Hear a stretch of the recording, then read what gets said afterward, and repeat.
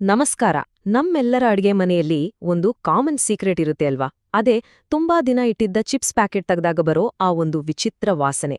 ಅದು ಯಾಕ್ ಬರುತ್ತೆ? ಅದ್ರ ಹಿಂದೆ ಇರೋ ಸೈನ್ಸ್ ಏನು? ಬನ್ನಿ ಇವತ್ತು ಆ ಸೀಕ್ರೆಟ್ನ ಭೇದಿಸೋಣ. ಹೌದು, ಖಂಡಿತವಾಗ್ಲೂ ಈ ಅನುಭವ ಎಲ್ಲರಿಗೂ ಆಗಿರುತ್ತೆ. ತುಂಬಾ ದಿನ ಆಯ್ತು ಅಂತ ತೆರೆದಿಟ್ಟ ಚಿಪ್ಸ್ ಪ್ಯಾಕೆಟ್ ಆಗಿರ್ಬೋದು ಅಥವಾ ಬಿಸ್ಕೆಟ್ ಡಬ್ಬಿ ಆಗಿರ್ಬೋದು, ಅದ್ರಿಂದ ಬರೋ ಆ ಸ್ಮೆಲ್ ಇದೆಯಲ್ಲ, ಯಾಕ್ ಹೀಗಾಗುತ್ತೆ? ಅಲ್ಲಿ ನಿಜವಾಗ್ಲೂ ನಡೀತಿರೋದೇನು? ಬನ್ನಿ ಈ ಪ್ರಶ್ನೆಗೆ ಉತ್ತರ ಏನು ಅಂತ ನೋಡೋಣ. ಹಾಗಾದ್ರೆ ನಮ್ಮ ತನಿಖೆಯ ಮೊದಲನೆಯ ಭಾಗಕ್ಕೆ ಹೋಗೋಣ. ಈ ಹಾಳಾದ ಆಹಾರದ ವಾಸನೆ ಹಿಂದಿರೋ ಅಸಲಿ ಅಪರಾಧಿ ಯಾರು ಅನ್ನೋದನ್ನ ಪತ್ತೆ ಮಾಡೋಣ ಬನ್ನಿ. ಇದಕ್ಕೆ ಸೈಂಟಿಫಿಕ್ ಆಗಿ ಕಮಟುವಿಕೆ ಅಂತ ಕರೀತಾರೆ. ಇಂಗ್ಲಿಷ್ನಲ್ಲಿ ರ್ಯಾನ್ಸಿಡಿಟಿ ಅಂತ ಹೇಳ್ತಾರೆ. ಸಿಂಪಲ್ ಆಗಿ ಹೇಳ್ಬೇಕು ಅಂದ್ರೆ, ನಮ್ಮ ತಿಂಡಿಗಳಲ್ಲಿರೋ ಎಣ್ಣೆ ಮತ್ತೆ ಕೊಬ್ಬಿದ್ಯಲ್ಲ, ಅದು ಗಾಳಿಯಲ್ಲಿರೋ ಆಕ್ಸಿಜನ್ ಜೊತೆ ರಿಯಾಕ್ಟ್ ಆಗಿ ಕೆಟ್ಟ ಹೋಗುತ್ತೆ. ಅದೇ ಕಮಟುವಿಕೆ ಅಂದ್ರೆ. ಹೌದು, ನಮ್ಮ ಈ ಕಥೆಯಲ್ಲಿ ಮೇನ್ ವಿಲನ್ ಯಾರು ಗೊತ್ತಾ? ಅದುವೇ ಉತ್ಕರ್ಷಣೆ ಅಥವಾ ಆಕ್ಸಿಡೇಷನ್. ಇದೇ ನೋಡಿ ನಮ್ಮ ನೆಚ್ಚಿನ ತಿಂಡಿಗಳನ್ನ ಹಾಳ್ಮಾಡೋ ರಾಸಾಯನಿಕ ಕ್ರಿಯೆ. ಈ ಆಕ್ಸಿಡೇಷನ್ ಪ್ರಾಸೆಸ್ ಇದೆಯಲ್ಲ, ಇದು 4 ಹಂತಗಳಲ್ಲಿ ನಡೆಯುತ್ತೆ. ಫಸ್ಟ್, ಗಾಳಿಯಲ್ಲಿರೋ ಆಕ್ಸಿಜನ್ ಬಂದು ಆಹಾರದಲ್ಲಿರೋ ಕೊಬ್ಬಿಗೆ ಅಟ್ಯಾಕ್ ಮಾಡುತ್ತೆ. ಆಗ ಅಲ್ಲೊಂದು ಕೆಮಿಕಲ್ ರಿಯಾಕ್ಷನ್ ಶುರುವಾಗುತ್ತೆ. ಈ ರಿಯಾಕ್ಷನ್ನಿಂದಾಗಿ ಆಲ್ಡಿಹೈಡ್ ಮತ್ತೆ ಕೀಟೋನ್ ಅನ್ನೋ ಕೆಟ್ಟ ವಾಸನೆ ಬರುವ ಕಾಂಪೌಂಡ್ಸ್ ತಯಾರಾಗುತ್ತೆ.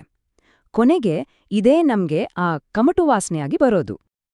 ಓಕೆ, ಇಲ್ಲಿವರೆಗೂ ಸಮಸ್ಯೆ ಏನು ಅಂತ ಗೊತ್ತಾಯ್ತು. ಈಗ ಇದರ ಹಿಂದಿನ ಸೈಂಟಿಫಿಕ್ ಕಾರಣಗಳನ್ನ ಇನ್ನೂ ಸ್ವಲ್ಪ ಡೀಪ್ ಆಗಿ ಅರ್ಥ ಮಾಡ್ಕೊಳ್ಳೋಣ ಬನ್ನಿ. ನೋಡಿ, ಆಕ್ಸಿಡೇಷನ್ ಅನ್ನೋ ವಿಲನ್ಗೆ ಹೆಲ್ಪ್ ಮಾಡೋಕೆ ಇನ್ನೂ ಕೆಲವರಿರ್ತಾರೆ.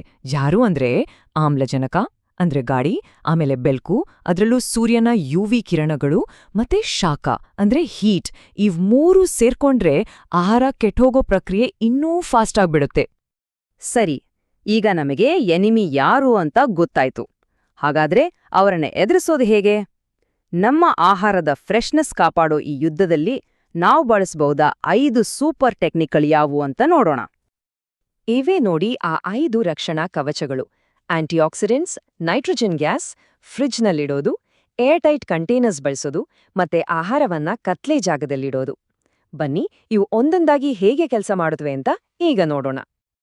ನಮ್ಮ ಮೊದಲ ಡಿಫೆನ್ಸ್ ಟೆಕ್ನಿಕ್ ಉತ್ಕರ್ಷಣ ನಿರೋಧಕಗಳು ಅಂದ್ರೆ ಆಂಟಿಆಕ್ಸಿಡೆಂಟ್ಸ್. ಇವುಗಳನ್ನ ಆಹಾರದ ಫ್ರೆಶ್ನೆಸ್ ಕಾಪಾಡೋಕೆ ಅಂತಾನೆ ಸ್ಪೆಷಲ್ ಆಗಿ ಆಡ್ ಮಾಡ್ತಾರೆ. ನೀವು ನೋಡಿರಬಹುದು, ಕೆಲವೊಂದು ಪ್ಯಾಕ್ಡ್ ಫುಡ್ಸ್ ಮೇಲೆ BHA, BHT ಅಂತ ಬರ್ದಿರ್ತಾರೆ. ಇವೆಲ್ಲ ಆಂಟಿಆಕ್ಸಿಡೆಂಟ್ಸ್. ಇವು ಒಂದ್ ರೀತಿ ಆಹಾರದ ಬಾಡಿಗಾರ್ಡ್ಸ್ ಇದ್ಹಾಗೆ. ಆಕ್ಸಿಜನ್ ಬಂದು ಕೊಬ್ಬಿನ ಮೇಲೆ ಅಟ್ಯಾಕ್ ಮಾಡೋಕ್ಕೂ ಮುಂಚೆ ಈ ಬಾಡಿಗಾರ್ಡ್ಸ್ ತಮ್ಮನ್ನೇ ತಾವು ತ್ಯಾಗ ಮಾಡಿ ಆಕ್ಸಿಜನನ್ನ ತಡೆದ್ಬಿಡ್ತವೆ. ಇದರಿಂದ ನಮ್ಮ ಆಹಾರ ಸೇಫ್ ಆಗಿರುತ್ತೆ. ಚಿಪ್ಸ್ ಪ್ಯಾಕೆಟ್ಗಳಲ್ಲಿ ಯಾಕಿಷ್ಟು ಗಾಳಿ ತುಂಬಿರ್ತಾರೆ ಅಂತ ನಾವೆಲ್ಲರೂ ಯೋಚಿಸಿರ್ತೀವಿ. ಆ ಗಾಳಿ ಯಾವುದು ಅಂತ ಗೊತ್ತಿದ್ಯಾ? ಅದೇ ನಮ್ಮ ಎರಡನೇ ಡಿಫೆನ್ಸ್, ಸಾರಜನಕದ ಗುರಾಣಿ ಅಥವಾ ನೈಟ್ರೋಜನ್ ಶೀಲ್ಡ್. ಇದರ ಹಿಂದಿರೋ ಲಾಜಿಕ್ ತುಂಬಾ ಸಿಂಪಲ್. ಆಕ್ಸಿಜನ್ ಮತ್ತೆ ನೈಟ್ರೋಜನ್ ಗುಣಗಳಲ್ಲಿರೋ ವ್ಯತ್ಯಾಸನೇ ಇದಕ್ಕೆ ಕಾರಣ. ನೋಡಿ, ಆಕ್ಸಿಜನ್ ಇದೆಯಲ್ಲ, ಅದು ಸಿಕ್ಕಾಪಟ್ಟೆ ಆಕ್ಟಿವ್.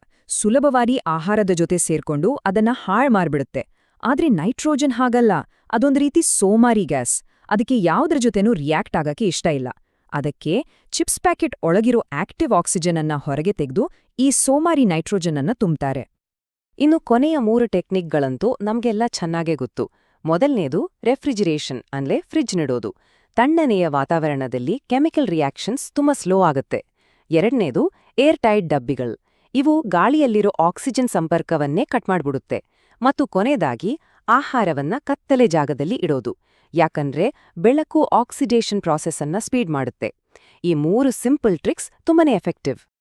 ಸರಿ, ಇಷ್ಟೆಲ್ಲ ತಿಳ್ಕೊಂಡ್ಮೇಲೆ ನಾವು ಕಲ್ತ ಮುಖ್ಯ ಪಾಯಿಂಟ್ಸ್ ಅನ್ನ ಒಂದ್ಸಲ ನೆನ್ಪು ಮಾಡ್ಕೊಳ್ಳೋಣ.